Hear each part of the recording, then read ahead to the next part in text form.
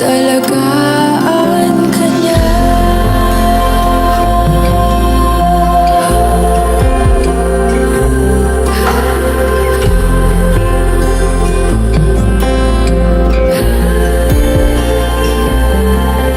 Saan natigil ang pagiging totoo? Sa tuwing mababanggit na mahal mo ako, ba't di mo inamin na merong iba? Ako ang kayakap, pero isip mo siya.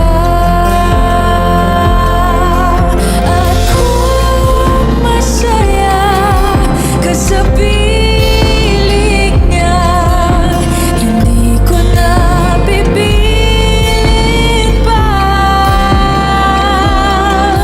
Ang tanging hiling ko lang sa kanya, huwag kang paluhain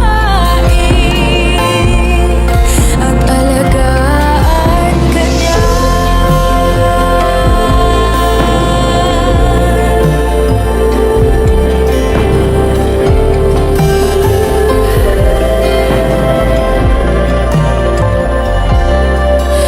Ba't di ko naisip na merong hanggan?